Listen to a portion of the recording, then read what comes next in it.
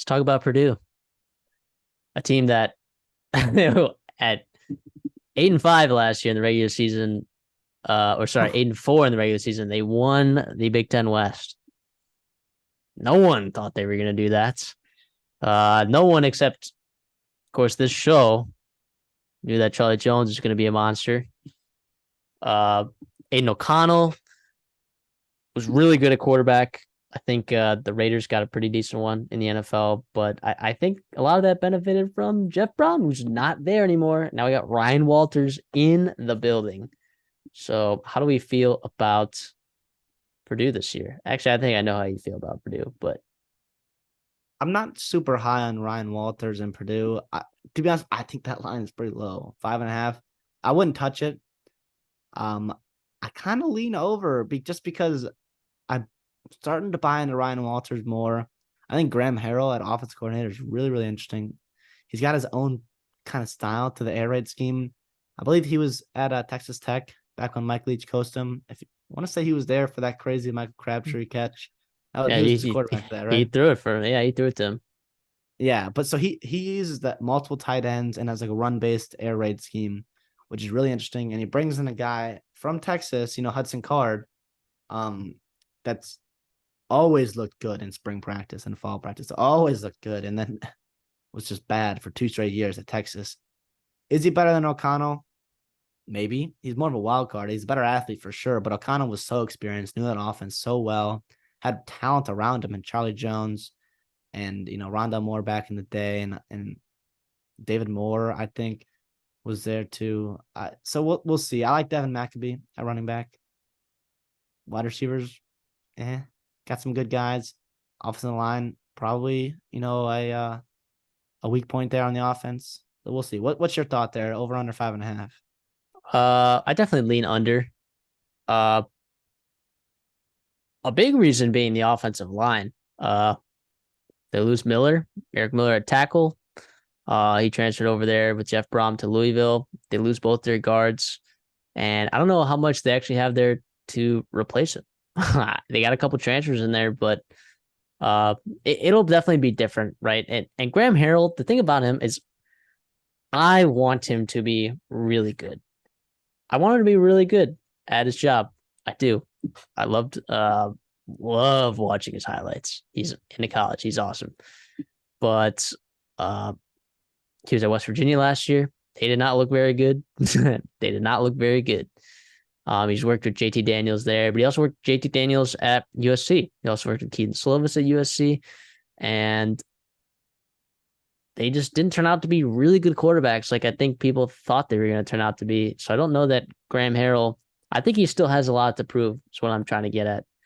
I don't think he's an automatic home run offensive coordinator for this team.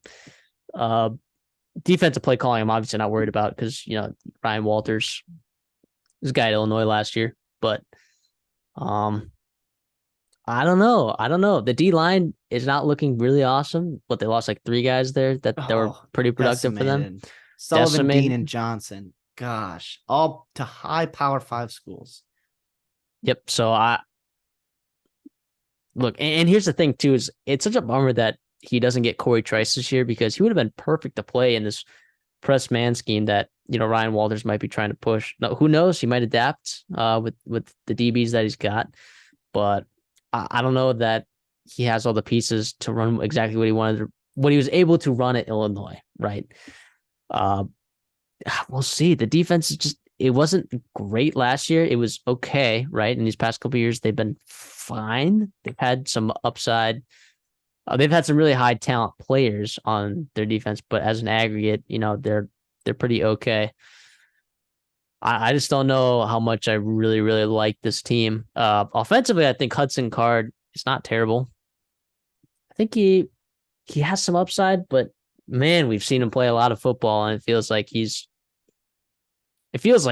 not the guy. But who knows? I don't know. Graham Harrell, maybe he's got something for him. Wide receivers, they're okay. I don't know. Like you said, I like Devin McAbee, but man, and then even tight end, you lose Payne Durham. You just lost a lot of what just made this team last year so good, and I just don't see I just don't see it, man. I just don't see it. Yeah, a guy that you need to know is Nick Carraway. He is kind of a really good player off the edge there. Going to be leader of the defense there. And then Kedron Jennings, Kedron Jenkins coming out the other side there too. They brought in some good like defensive linemen. Guy from Auburn, guy from Penn State, some other transfers too. I don't know if they're going to be quite to the level as Sullivan, Dean, and Johnson. Can Ryan Walters elevate them more than Jeff Brom and his staff? Probably, but I don't see that making that big of an impact. OC Brothers has played a ton. He's kind of meh, and there's not a ton of depth behind him. Thing that I like about the team and the defense specifically is it seems like an older team. I mean, Nick Carraway is the lone underclassman that's slated to start and kind of be in those two deeps too, which is always a good sign. You know, having the older guys there. Brought in a couple corners, a couple safeties. Anthony Brown from Ole Miss, good depth piece. Or no, Anthony Brown's not from Ole Miss. Marquise Brown's from Ole Miss. He'll play corner for him. They got a guy from Stanford. They'll plug and play. Jamari Brown, another corner there too. Two returning safeties, which is good. But I don't know. They lost a ton of production on the offensive side. Charlie Jones had 157 targets. That is a lot of weight put on one guy.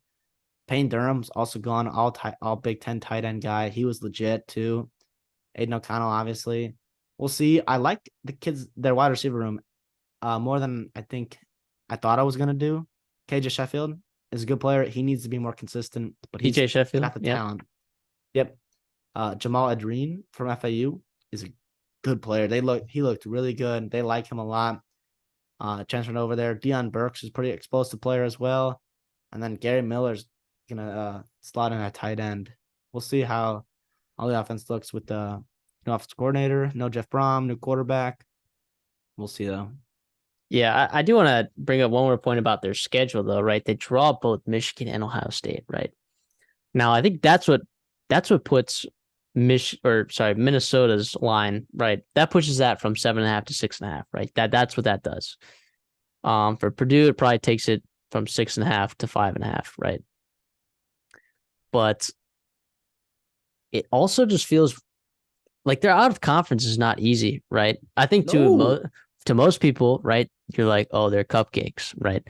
Fresno State's a pretty good team in the Mountain West. They're probably odds on second or third favorite, maybe after off the top of my head, Boise State, maybe San Diego State, maybe San Jose State. Actually, no, probably not. They're probably favored over them. Mikey Keene over there, the boys, but that's not necessarily. They're favored by 5.5 in that game.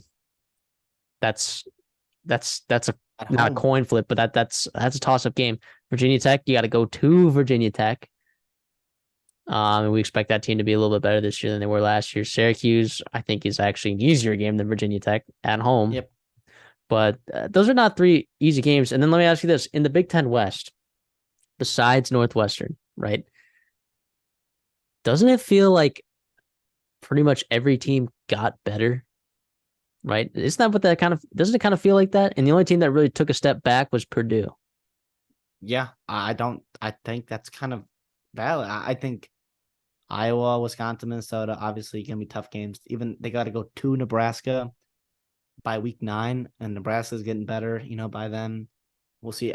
The schedule, it's going to be tough playing 11 Power 5 schools, and then your 12 Power 5 school, your 12th game on the schedule is Fresno State.